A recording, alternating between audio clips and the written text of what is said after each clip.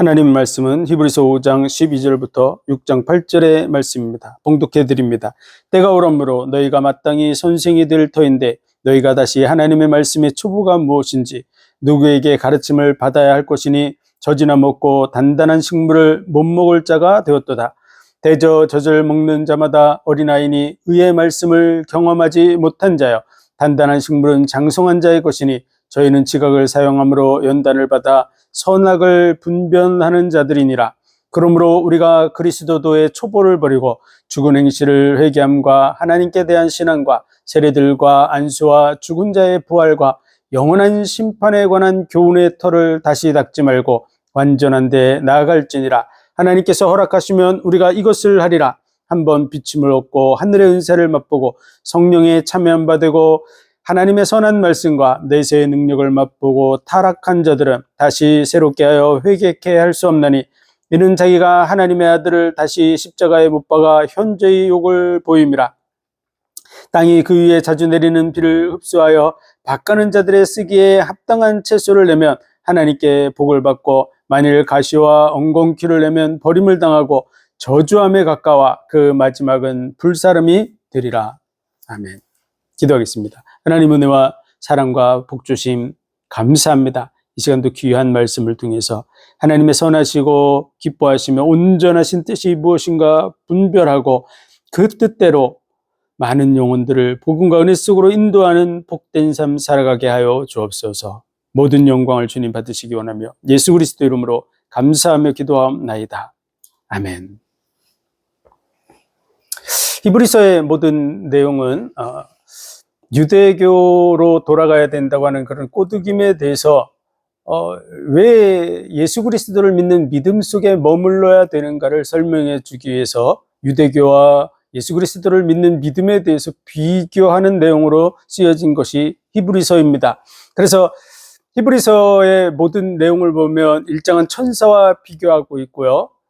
그리고 예수님이 왜 고난당하시고 낮아지셨는가를 2장은 설명해 주고 있고 3장은 모세와 비교하고 있습니다. 모세보다 더 나은 자다. 그리고 4장은 여호수아에 관한 말씀과 안식에 대한 얘기를 하고 있고 또 대제사장이 우리에게 필요한 부분을 얘기하고 있고요. 그리고 5장은 그 대제사장은 하나님의 부름을 받은 자라야 된다. 아무나 대제사장이 아니라 하나님이 불러서 세웠는데 예수님은 멜기세덱의 반차를 따르는 대제사장이다. 6장은 지금 그 대제사장을 설명하는 내용이 4장 마지막에서부터 7장에 이르기까지 되어져 있는 대제사장은 우리의 죄 때문에 세워진 그러한 직분입니다. 죄의 문제를 해결할 자에 대한 내용이 적혀져 있는 것이죠. 그래서 오늘 이 6장을 하면서 대제사장의 얘기를 하는 속에서 멜기세덱에 관한 얘기를 하기 이전에 마땅히 예수 그리스도의 복음을 지금까지 받아서 그 기간이 오래되어져서 선생이 돼서 많은 사람을 가르쳐야 될 위치에 있는데 아직까지도 이 부분에 확신이 없어서 젖이나 먹는 이러한 위치에 있는 성도들을 보면서 안타까운 마음으로 얘기해 주는 내용이 5장 마지막에서부터 6장 초반에 이르는 말씀이라고 할 수가 있습니다. 그래서 때가 12절에 때가 오래므로 너희가 마땅히 선생이 될 터인데 너희가 다시 하나님의 말씀의 초보가 무엇인지 누구에게 가르침을 받아야 할 것이니 젖이나 먹고 단단한 식물을 못 먹을 자가 되었도다. 단단한 식물은 지금 예수 그리스도를 믿고 이 복음을 전파하며 환난과 핍박을 이겨나가고 있는 그러한 믿음 가진 자들의 그런 수준에 이르지 못했다고 하는 얘기를 하고 있는 것이죠. 대저 젖을 먹는 자마다 어린아이니 의의 말씀을 경험치 못한 자여 단단한 식물은 장성한 자이니 저희는 지각을 사용함으로 연단을 받아 선악을 분별하는 자들이니라. 정말 어떤 것이 옳고 어떤 것이 그른지를 확실하게 아는 사람들이 존재했습니다. 그들이 바로 지금 초대교회 속에서 복음을 먼저 받은 사도들이고 사도들을 통해서 복음을 받아서 이 복음 때문에 환난이 오고 핍박이 오는 속에서도 순교하는 그러한 고통이 주어지고 있음에도 그것을 뚫고 나가는 믿음의 선배들이 있었습니다. 그래서 그들은 이미 확실한 것을 분별하는 그러한 위치에 있는 자들이다. 이렇게 설명해 주고 있는 것이죠. 그들을 본받는 그런 그리스도인이 되라. 이런 내용입니다. 6장 1절. 그러므로 우리가 그리스도의 초보를 버리고, 이렇게 버리고라고 해놓으니까 이게 원어로는 아피엠이 이런 말인데, 그것은 보내다, 떠나보내는, 이런 보내는. 그러니까 우리가 초등학교 1학년, 2학년, 3학년 되면, 3학년 되면 이제 1학년에서 2학년에서 3학년 이렇게 과거의 그런 자리를 벗어나서 점점 위로 올라가야 되는데, 옛날 거를 계속 하고 있는 거죠. 초등학교 1학년 걸 계속 공부하고 2학년 걸 계속 공부하는, 이런 식으로 지금 기초적인 걸 계속 하고 있는 부분에 대해서 이것을 보내라, 없애라, 이런 의미가 아닙니다. 과정으로 넘어가야 될 부분을 얘기하는 것이죠. 그래서 그리스도의 초보를 이미 넘어가고 죽은 행실을 회개함과 하나님께 대한 신앙과 세례들과 안수와 죽은 자의 부활과 영원한 심판에 관한 교훈의 터를 다시 닦지 말고 완전한 데에 나아갈지나. 이거 다 이미 닦았다. 그러니까 초등학교 1학년 때 1 더하기 1은 2고 2 더하기 3은 5고 뭐 이런 그런 기초적인 걸 배웠다면 3학년이 되고 4학년이 돼서도 맨날 그거를 또 반복해서 공부해야 되고 하는 그런 얘기와 같은 것입니다. 그래서 그 기초적인 부분이 아주 중요하지만 그 중요한 부분을 뛰어넘을 수 있는 그런 자리로 나아가라고 얘기해 주는 것입니다. 그래서 죽은 행실을 회개함과 하나님께 대한 신앙과 세례와 안수와 죽은 자의 부활과 영원한 심판에 관한 교훈의 터, 이게 그리스도의 기초적인 내용입니다. 죽은 행실을 회개한다. 우리가 내 죄를 용서해 주세요. 어제 제가 거짓말했는데 용서해 주세요. 뭐 이런 얘기를 하는 것이 아닙니다. 예수 그리스도를, 하나님을 떠나서 이제 영원한 멸망 속으로 갈 수밖에 없는데, 예수 그리스도께서 우리 대신에 십자가를 주고 죽으심으로 구원을 이루셔서 그리스도께서 하나님께 나아가는 구원의 길을 내셨습니다. 그래서 너희가 각각 회개하여 죄사함을 받고 성령을 선물로 받으라고 하는 그런 말씀과 같이 죽은 행실을 회개하는 것은 그 옛날 삶에서부터 벗어나서 하나님께로 나아가는 것을 얘기하는 것이죠. 그리고 하나님께 대한 신앙이 어떻게 이루어집니까? 예수 그리스도로 말미암아. 세례는 예수 그리스도와 함께 죽고 예수 그리스도와 함께 사는 것입니다. 뭐 안수, 성령을 통해서 하나님의 은혜가 임하는 얘기를 하고 있는 것이고, 죽은 자의 부활, 예수 그리스도께서 죽은 자 가운데서 살아나셨고, 예수 믿는 자들은 예수 그리스도와 함께 썩을 몸이 썩지 않을 몸으로, 땅에 속한 것이 하늘에 속한 몸으로, 이 변화된 몸으로 변화되는, 죽지 않고, 먼저 죽은 자들은 변화되어서 다시 살아날 것이고, 살아난 자들은 썩지 않을 몸으로 호련히 변화되는, 이런 얘기들, 뭐 기본적인 거죠. 영원한 심판, 예수 그리스도께서 다시 오시고 심판이 이루어질 것입니다. 이런 부분들은 기독교인으로서 당연한 기초적인 내용들을 성도들이 이미 배웠다는 것이죠. 그럼에도 불구하고 뭐가 문제죠? 그들이 그것을 공부하고 다 알면서도 유대교로 돌아가야 된다는 얘기에 흔들흔들하고 있는 거죠. 왜 흔들흔들하냐? 그러면 현재 많은 환난과 핍박이 닥쳐와서 고난이 직면하다 보니까 이게 지금 내가 가는 길이 바른 길이냐 아니냐, 여기 꼭 가야 되나 말아야 되나, 이런 갈등 속에 있는 것이죠. 다시 말해서 기초적인 걸 배웠는데 확신 속에 서지 못하는 그런 부분을 말하는 것입니다. 그러므로 그 확신한 데서라고 하는 내용을 얘기해 주는 내용이 1, 2, 3절의 내용입니다. 그래서 그 교훈의 터를 다시 닦지 말고 완전한 데 나아가라. 이 완전한 데는 6장 그 11절 12절에 말한 것처럼 우리가 간절히 원하는 것은, 우리가 진짜 원하는 건 뭐냐? 너희 각 사람이 동일한 부지런을 나타내어 끝까지 소망의 풍성함에 이르러 게으르지 아니하고 믿음과 오래 참음으로 말미암아 약속을 기업으로 받는 자들, 이 믿음을 가지고 지금 믿음의 싸움을 싸우고 있는 그 사람들을 본받는 자 되게 하려는 것이다.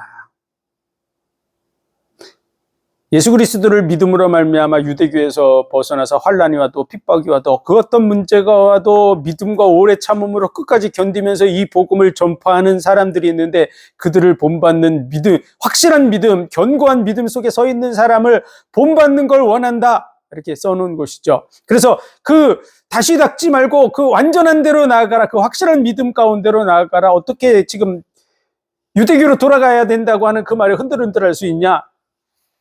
라고 하는 내용을 적어놓은 것입니다. 그래서 하나님께서 허락하시면 우리가 이것을 하리라, 하나님의 은혜 속에서 우리가 그 믿음 속으로 들어가게 될 거다, 이런 얘기를 하는 것이죠. 그리고 4절부터 8절에 이르는 이 내용은 시제를 잘 참고해야 됩니다. 그래서 한 번 비침을 얻고 이렇게 돼 있는데요. 한 번 비침을 얻었고 이렇게 해석하면 우리가 더 이해하기 좋습니다. 얻고, 근데 이게 과거형이거든요. 그러니까 옛날에 얻었었던 것이니까 얻었고, 하늘의 은사를 맛보고, 맛보았고, 맛보았었고, 이렇게 과거형으로 맛보았었고, 성령에 참여한 바 되었었고, 되고, 이렇게 하니까 다 현재형으로 우리말은 자꾸 해석하게 되는데요. 그러다 보니까 이 누구에 대한 얘기인지가 혼돈스러워지는 것이죠. 그래서 이미 교회 속에 들어와서 한번 비침을 받았었고, 그리고 하늘의 은사를 맛보았었고, 성령에 참여한 바 되었었고, 이런, 다시 말해서 그리스도인의 그 그룹 속에 들어와서 그런 하나님의 은혜가 임하는 것들을 다 보았던 사람들인 것이죠.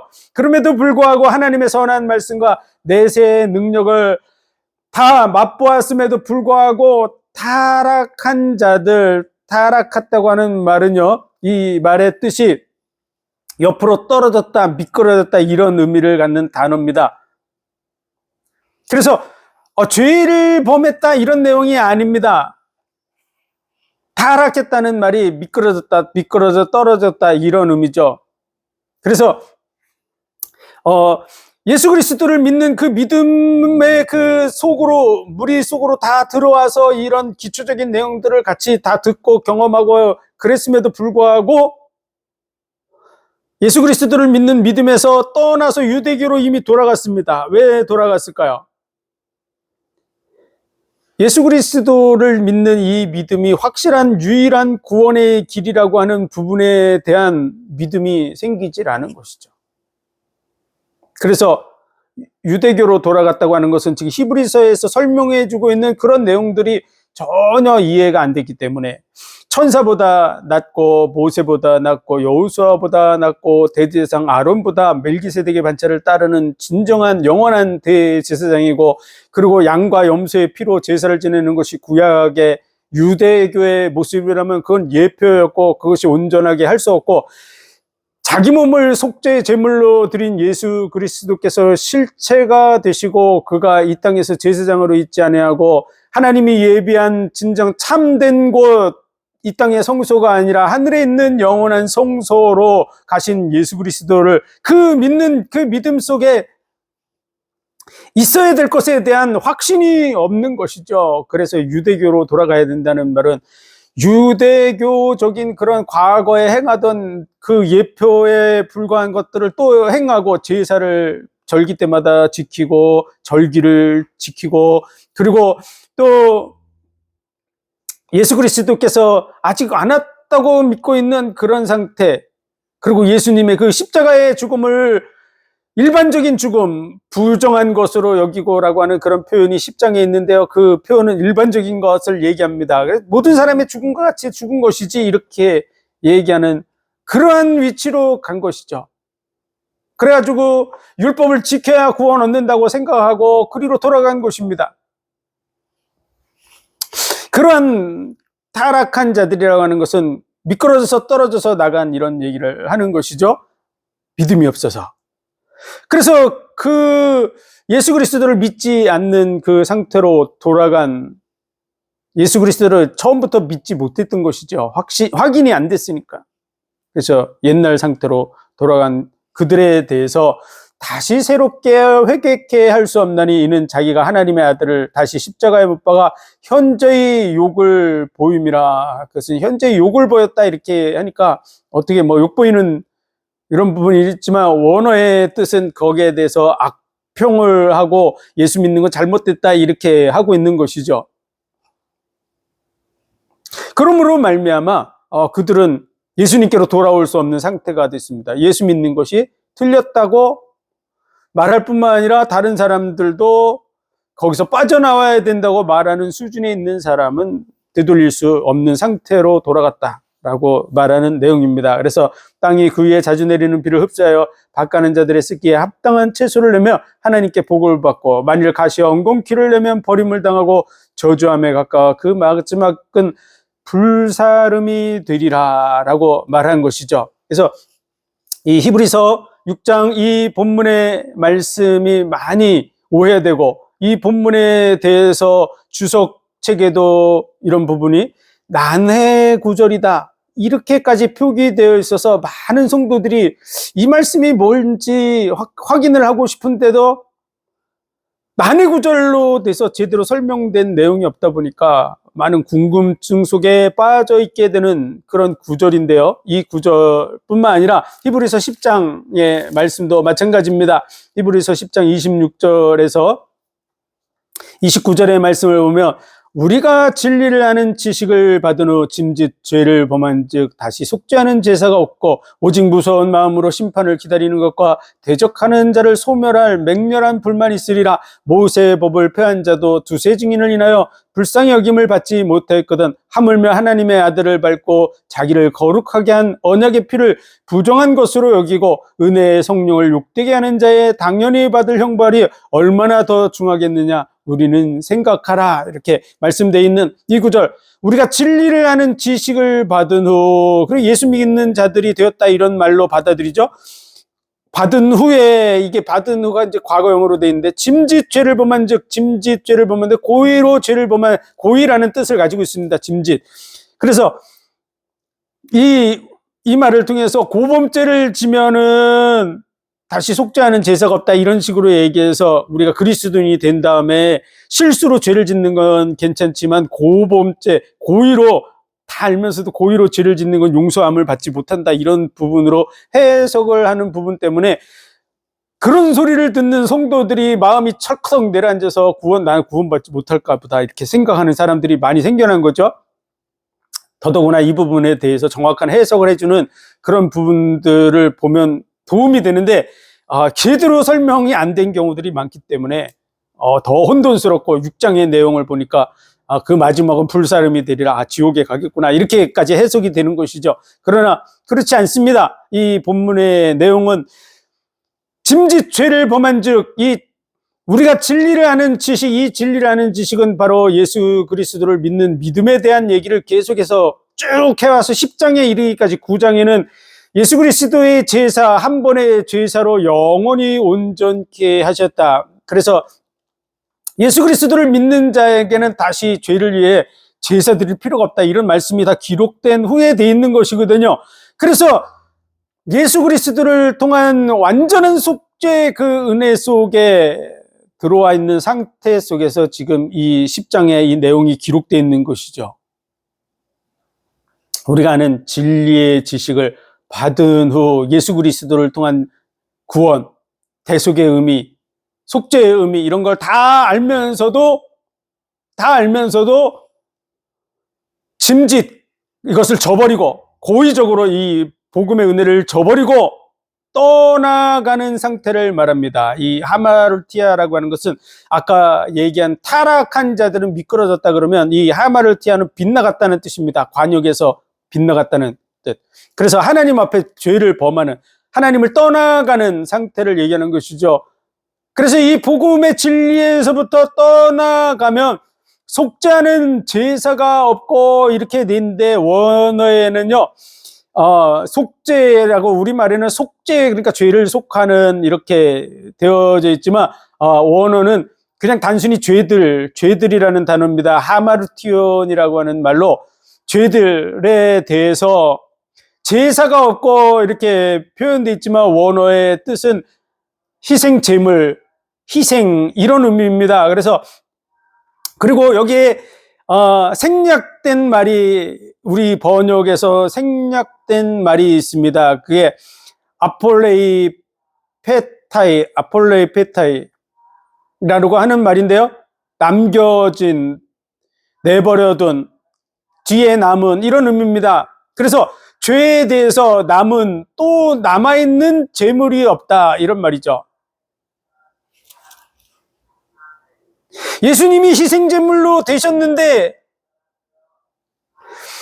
예수님을 믿는 믿음에서 떠나면 죄에 대해서 다시 드릴 수 있는 희생 제물이 남겨진 게 없다라는 말을 하고 있는 겁니다.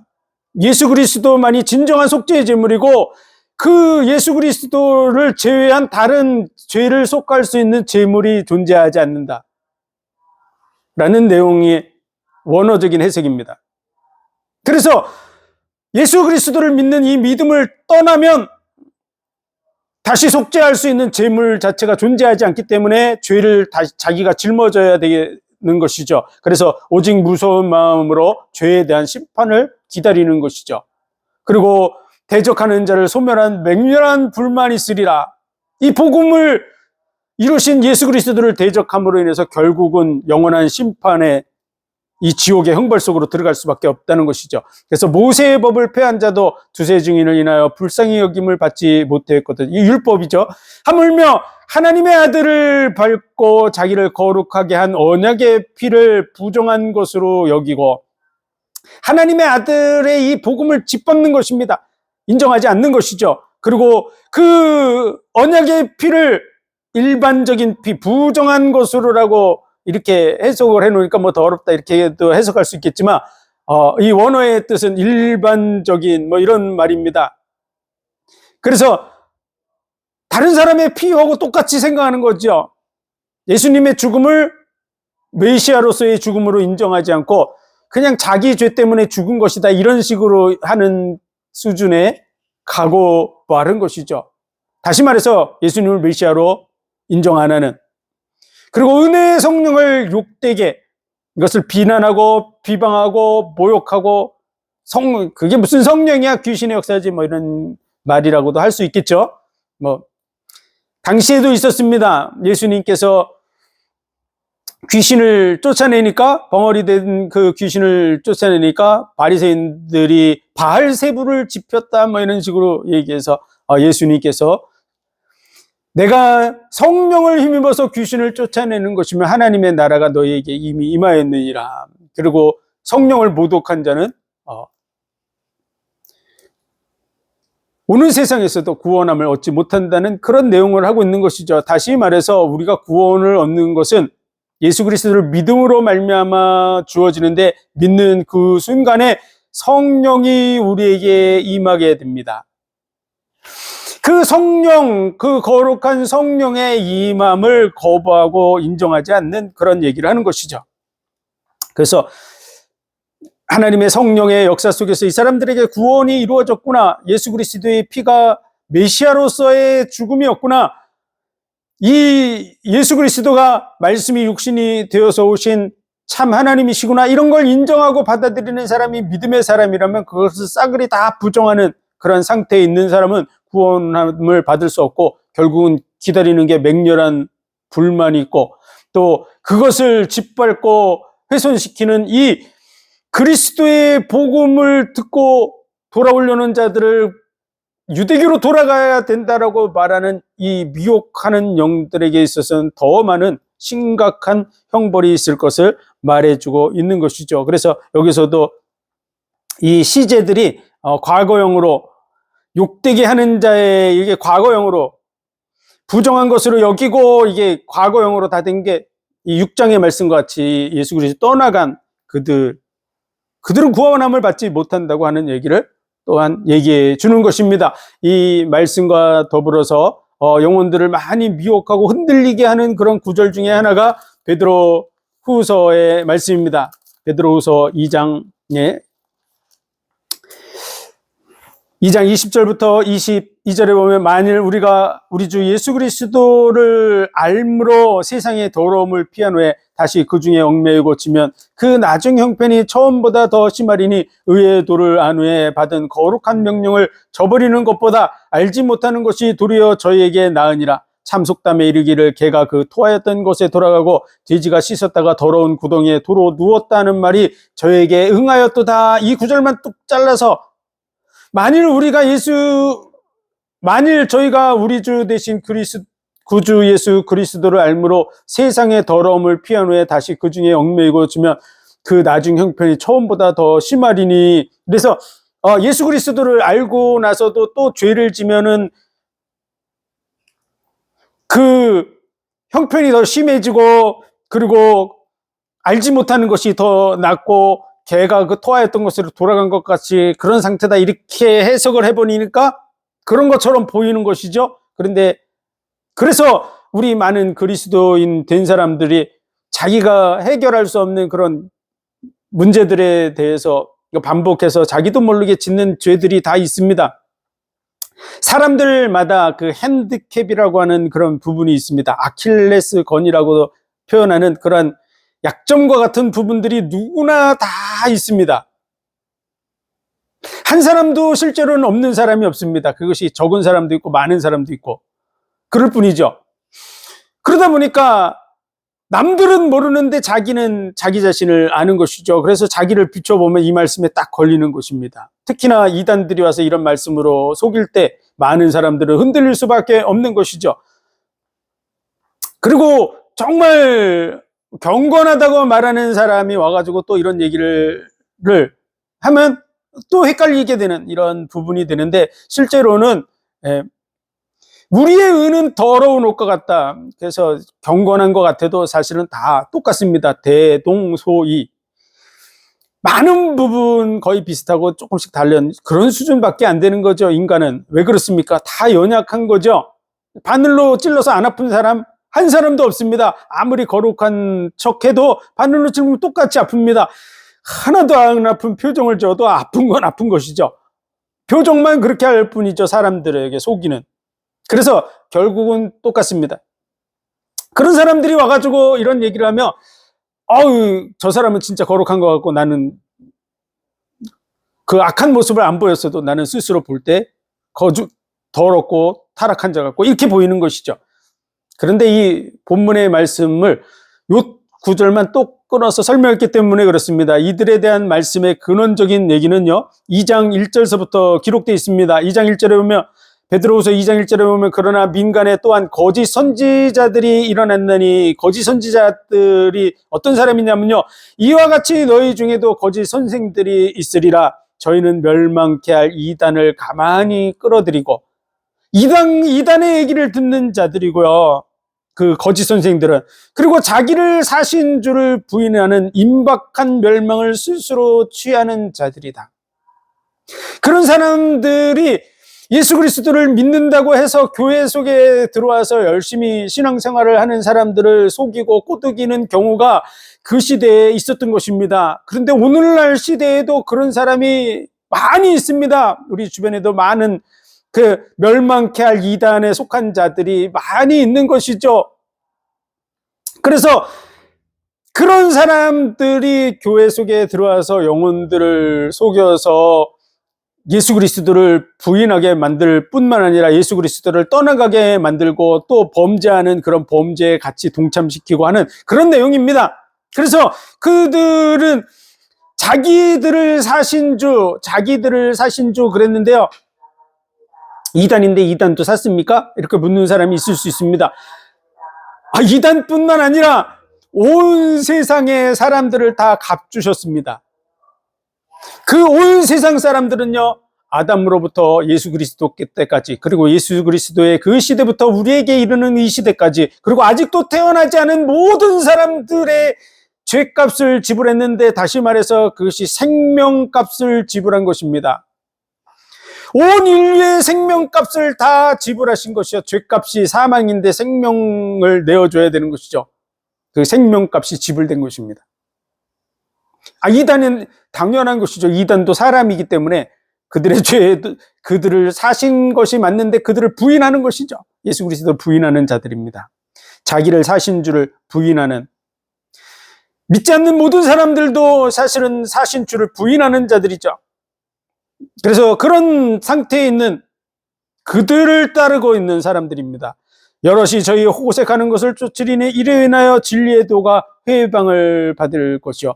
그 당시에 있었던 그 사신주를 부인하고 하는 그런 가만히 들어오는 그 이단은 많은 음란한 짓도 행했던 것 같습니다. 당시에 이방의 종교들 중에는 성전에 가서 간음 행위를 하는 그것을 하나의 제사 제도로 만들어서 그와 같은 일들을 행했던 것과 마찬가지로 그러한 이방의 문화들이 다 짬뽕이 돼 있는 것처럼 오늘날 시대에도 그런 비슷한 그런 이단들이 존재합니다. 그래서 궁극적으로는 단순히 악한 행위를 하는 그런 수준을 넘어서서 예수 그리스도를 믿는 그 믿음, 예수 그리스도를 부정하고 대적하고 믿음에서 떠난 그런 상태로 이끌어가는 자들을 말하는 것이죠. 그래서 인류 가운데 구원 얻지 못하는 유일한 길이 있는데 그 길은요, 예수 그리스도를 믿지 않는 것입니다. 천하 인간의 구원 얻을 만한 또 다른 이름을 우리에게 주신 일이 없습니다. 오직 예수 그리스도 이름 하나밖에는 존재하지 않습니다. 내가 곧 길이요 진리요 생명이니 나로 말미암지 않고는 아버지께로 올 자가 없느니라. 예수 그리스도가 아니면 구원 얻을 길이 지구상에는 존재하지 않습니다. 그래서 오직 예수 그리스도만이 유일한 구원의 길이고 믿음의 길입니다. 우리의 짓는 어떠한 개인적인 죄로 인해서 지옥에 가는 것이 아닙니다. 우리의 죄를 짊어지기 위해서 오신 분이 예수 그리스도이기 때문에 그렇습니다. 아직 짓지 않는 죄를 회개해야 되는 거 아니에요? 당연히 회개해야 됩니다.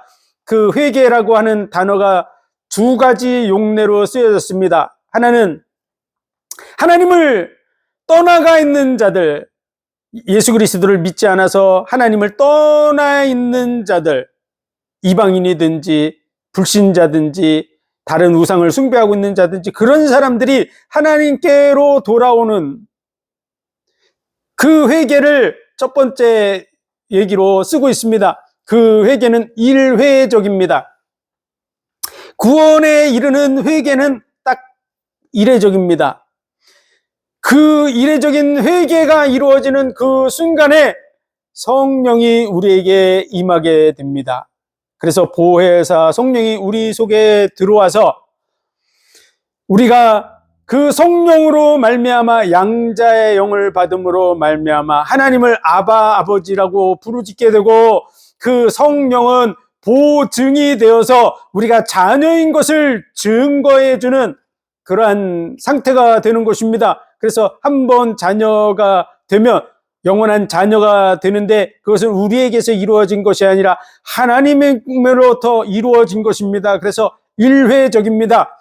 그런데 누가 진짜 성령을 받은 자인지 안 받은 자인지 그 진정한 회개가 이루어진 자인지 아닌지는 우리가 확실하게 모를지라도 하나님이 그것을 번복하지는 않습니다. 우리는 내가 구원을 받았는지 안 받았는지 헷갈릴 수 있지만 하나님은 그것을 헷갈리지 않습니다. 그래서 사람은 자기가 확신이 없기 때문에 회개하는 행위를 2번도 할 수 있고 10번도 할 수 있습니다.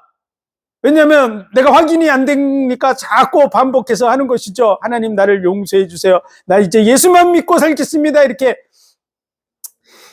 그 회개하는 그런 정말 하나님을 안 믿는 자에서 믿는 자의 자리로 들어가고자 하는 그런 회개의 행위를 10번도 할 수 있고 20번도 할 수 있습니다. 그래서 어떤 부분에서는 영접 기도를 나 예수님 내 속에 들어오세요. 그래서 영접 기도를 10번도 하고 20번도 할 수 있습니다. 그러나 진정으로 성령이 내 속에 들어오는 것은 딱 한 번입니다. 이 성령께서 우리 속에 들어왔다가 나갔다가 들어왔다가 나갔다가 내가 죄지면 나갔다가 또 회개하고 용서해 주세요. 그럼 들어왔다가 또 죄지면 또 나갔다가 그렇게 하지 않습니다. 자녀가 되는 권세를 주셨으니 이는 육정으로나 사람의 뜻으로 난 것이 아니라 하나님의 뜻대로 난 것이니라. 하나님에 의해서 거듭나는 다시 태어나는 그 일은 일회적입니다. 그래서 진정으로 구원을 받았다면 한 번의 구원은 영원한 구원이 됩니다. 그런데 문제는 내가 진짜 구원을 받았는지 안 받았는지 사람은 확인을 잘하는 사람이 있고 못하는 사람이 있다는 것이죠. 그래서 한 번 구원은 영원한 구원이 아니다 이렇게 말하는 것은 사람 편에서 얘기하는 것이죠. 하나님 편에서 생각하면 한 번 구원은 영원한 구원이 확실합니다. 그것은 번복되지 않습니다. 오늘 말씀 히브리서 이 말씀에 있는 자들, 히브리서 6장, 10장 또 베드로 후서 2장에 있는 이러한 말씀을 받고 있는 그런 성도들은 아직까지 구원을 받았는지 안 받았는지 확인되지 않는 자들입니다. 그리고 이미 떠나간 자들, 그들은 구원받지 못한 자들입니다. 교회 속에 들어왔지만 교회를 어지럽히고 그리고 영혼들을 미혹하고 예수 그리스도를 대적하고 하는, 예수 그리스도에 대한 복음의 진리를 들었음에도 불구하고 믿지 않는 상태에 있는 그러한 영적인 상태를 하나님이 몰라서 성령이 착각해가지고 그 속에 들어갈 리 없습니다. 하나님이 그들이 내 속에 들어오세요 라고 10번 20번 고백했다고 할지라도 그들의 그 속 사람이 진정으로 예수 그리스도를 받아들이고 있는지 안 받아들이고 있는지를 하나님이 헷갈려서 들어갔다가 아닌가 보다 그러고 또 나왔을 그런 가능성 존재하지 않습니다. 하나님 그런 분이 아닙니다. 그래서 그들은 구원받지 못할 자들이라고 분류를 해서 얘기하는 것이 명확한 얘기인 것이죠.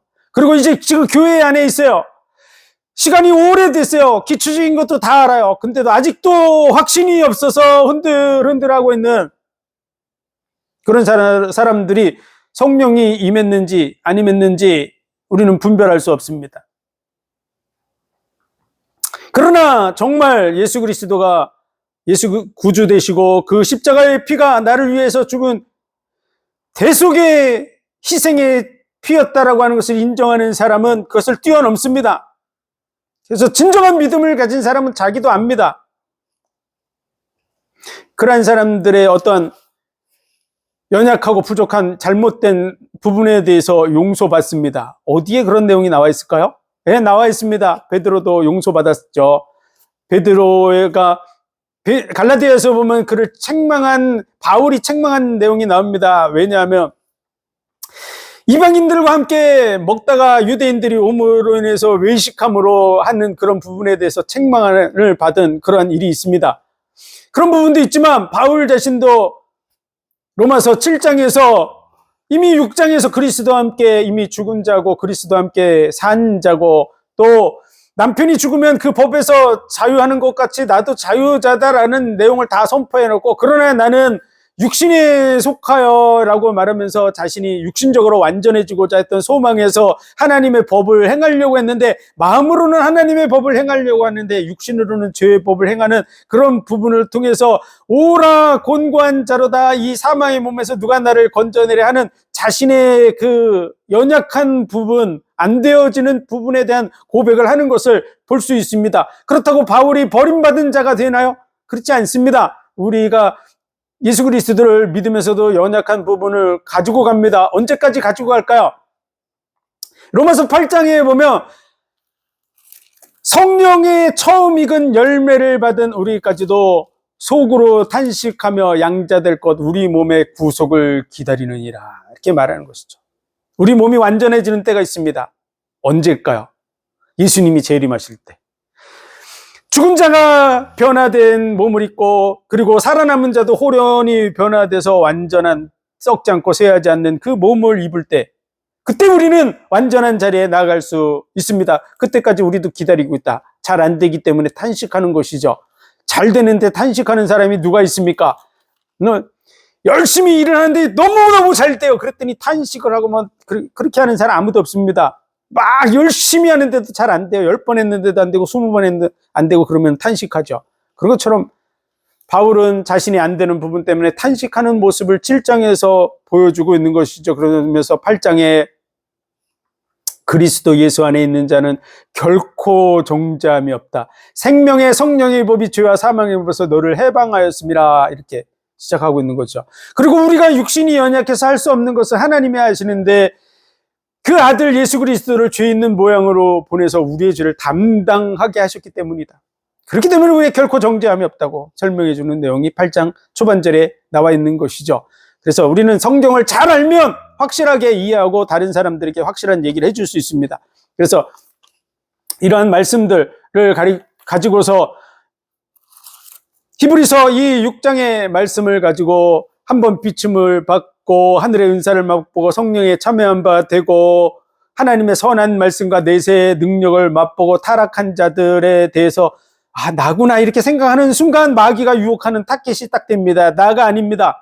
진정한 그리스도인의 길을 걸어가는 사람이 아니고 이 사람들은 이미 과거형으로 다 기록돼서 유대교로 돌아가 있는 자들입니다. 그들은 구원함의 길이 없다라고 하는 내용을 얘기해 주는 것이죠. 유대교 속에서는 구원함을 절대 못 받습니다. 예수 그리스도 외에는 구원자가 없기 때문에 그런 것이죠. 그래서 예수 믿으면서도 반복적으로 짓는 연약한 죄에 대해서 그것 때문에 오늘 말씀이 적용되지 않습니다. 그 내용이 아니기 때문에 그렇습니다. 그러한 반복적인 죄, 연약한 죄, 과거에 짓는 죄도 마찬가지며 현재에 짓는 죄도 마찬가지고 앞으로 짓는 죄도 마찬가지입니다. 나의 일생에 지을 모든 죄, 내 생명값이 예수 그리스도로 말미암아 지불됐습니다. 그리고 그 부분에 대해서 확실하게 증거해 주실 분이 누구냐? 그분이 바로 대제사장 되신 예수 그리스도입니다. 그래서 그분을 가리켜서 우리를 체휼하는 자라고. 그런데 그분은 죄가 없으신 분이라고 이렇게 얘기하는 것이죠. 반대편으로 얘기하는 뭡니까? 우리는 죄가 있는 자다 이런 얘기를 하고 있는 것이죠. 그래서 대제사장, 제사장은 뭐 하는 것입니까? 우리가 죄가 하나도 없어요. 그럼 제사장도 필요 없습니다. 대제사장이 필요한 이유가 뭐냐? 우리가 연약하기 때문에 그런 것이죠. 그렇다면 날마다 죄를 지어도 괜찮겠네요. 죄 지면서 살아야 되겠다. 네, 그렇지 않습니다. 죄를 짓는 각 사람에게 환난과 곤고가 있으리니 그가 유대인이든 헬라인이든 마찬가지로 다 환난과 곤고가 있다고 말하고요. 특별히 하나님을 사랑하는 자들, 하나님의 자녀들에게 대해서는 히브리서 12장에 나와 있습니다. 하나님께서 사랑하는 자들마다 징계하시고 채찍질 하신다고. 우리가 죄를 범하면 하나님이 징계하시고 채찍질 하십니다. 징계하고 채찍질 하면은 우리가 편안할 리가 없겠죠. 많은 고난들이 우리의 삶에 주어집니다. 그 이유는요, 우리로 어그러짐이 없이 바르게 서서 하나님 앞에 서게 하기 위해서 하는 것이라고 말씀하고 있습니다. 당연한 얘기죠. 우리가 자녀들이 잘못해도 자녀를 근실히 부모가 징계하는 이유는 자녀가 잘 되라고 하는 것이죠. 자녀를 지옥에 보내려고 하는 부모가 누가 있습니까? 잘 되게 하려는 것이지 망하게 하려는 부모는 정상이 아닙니다. 하물며 자기 생명을 아낌없이 내어주신 하나님께서 우리를 망하게 한다라고 해석하는 것 자체가 궁극적으로는 하나님을 이상하게 만드는 것이죠. 그래서 우리는 이 말씀이 예수 그리스도를 올바로 믿으려고 하는 자들에게 적용되는 것이 아니라 이미 예수 그리스도를 떠나서 유대교로 돌아가 있는 자들, 그들에겐 구원이 없다고 하는 내용을 얘기해 주는 것입니다. 어떻게 유대교 속에서 구원을 받겠습니까? 그렇다면 오늘날 유대교를 믿는 사람들 다 구원을 받아야 되겠죠. 그러나 구원받지 못합니다. 천하 인간의 구원을 얻을 만한 또 다른 이름을 우리에게 주신 일이 없기 때문입니다. 오직 예수 그리스도를 믿을 때 구원받습니다. 유대교를 믿는 자들이 예수 그리스도에게로 돌이켜야 됩니다. 그리로 인도하는 삶을 살아가시기를 바랍니다. 히브리서 10장의 내용도 마찬가지입니다. 짐짓 죄를 범한 자. 히브리서에는 계속해서 반복해서 너희가 그의 음성을 듣거든 너희 마음을 강팍해 하지 말라 이렇게 하는 말씀이 반복돼서 나옵니다. 이유가 뭐냐면 강팍한 마음을 가지고 이 히브리서의 이 말씀을 읽고 또 떠나가지 말라는 거야. 강팍해 하지 말라. 누군가 전도자가 가서 예수 그리스도 안에 머물러야 된다고 얘기할 때 마음을 강팍하게 먹어서 떠나가지 말라고 하는, 예수님을 떠나지 말라는 그런 권고의 말씀이 히브리서의 내용입니다. 그래서 고의로 끝까지 떠나가면 예수 외에 다른 속죄물이 존재하지 않는다. 그래서 심판만 남아있다. 예수님을 떠나서는 구원의 길이 없다 라는 내용이 10장의 내용임을 알아야 됩니다. 베드로후서의 내용은 사신 주를 부인하고 이단을 끌어들고 악한 짓을 행하는 그들을 쫓아가서 결국은 그 악한 짓에 휩쓸리고 그들과 함께 하기 위해서 예수 그리스도를 믿으려고 들어왔다가 이게 아닌가 보다 하고 예수님을 발로 차는 이런 행위를 얘기한 것이죠. 그래서 개가 토하였던 곳으로 돼지가 그 더러운 구덩이에 도로 누운 것과 같은 예수님을 떠나가는 상태를 얘기한 것이지, 이것이 그냥 단순한 그런 범죄를 얘기한 것이 아니라는 걸 확실히 알아야 됩니다. 그 구절을 사용하면 안 됩니다. 그러면 많은 영혼들을 흔들어 놓는 것입니다. 그러면서 영혼들을 흔드는 것 중요하지만 하나님을 악한 하나님으로 만드는 것이죠. 그리고 예수 그리스도의 십자가의 대속의 죽음이 완전한 속죄를 이룬 것인데 그 죽음 자체를 아주 허무한 것으로 만드는 것입니다. 예수님이 십자가에 우리를 위해서 대신해서 못 박혀 죽어도 우리가 우리 죄를 해결하지 않으면 구원 못 받는다, 뭐 이런 식으로 얘기하는 거니까 아주 심각한 내용입니다. 궁극적으로 깊이 따지고 들어가면. 그래서 그들이 이단에 속한 자들이라고 하는 것을 우리는 알아야 됩니다. 어쨌든 예수 그리스도를 믿는 자들은 하나님의 나라와 의를 위해서 거룩한 경건한 그런 삶을 향해서 나아가는 삶을 살아야 될 것입니다. 그런 부분에 대해서 하나님은 상을 주십니다. 그러나 범죄하게 되면 징계하고 채찍질하셔서 환난과 곤고가 삶에 있을 수 있습니다. 그러나 지옥에 가지는 않는다는 걸 알아야 됩니다. 왜? 예수 그리스도의 대속의 그 죽음이 우리를 구속하셨기 때문에 그렇습니다. 값주고 샀기 때문에. 그래서 이런 부분에 대해서 명확해야 됩니다. 조금이라도 확실하지 않으면 마귀가 그 틈을 비집고 와서 흔들어 놓는 것이죠. 확신 속에 서서 승리하시길 주의 이름으로 축원드립니다. 기도드리겠습니다. 하나님 은혜와 사랑, 복 주신 감사합니다. 예수 그리스도께서 대제사장 되셔서 우리의 모든 죄와 허물을 담당해 주신 것 감사합니다. 이 복음이 많은 영혼들에게 증거되고 또 하나님의 말씀을 바르게 이해해서 진리의 말씀 위에 굳건히 서게 도와주시고 또 많은 영혼들을 흔들어 놓는 악한 그런 미혹의 영들이 있습니다. 그들을 대적하고 거기에 속아 있는 많은 영혼들을 건져내게 하여 주옵소서. 예수 그리스도 이름으로 감사하며 기도하옵나이다. 아멘.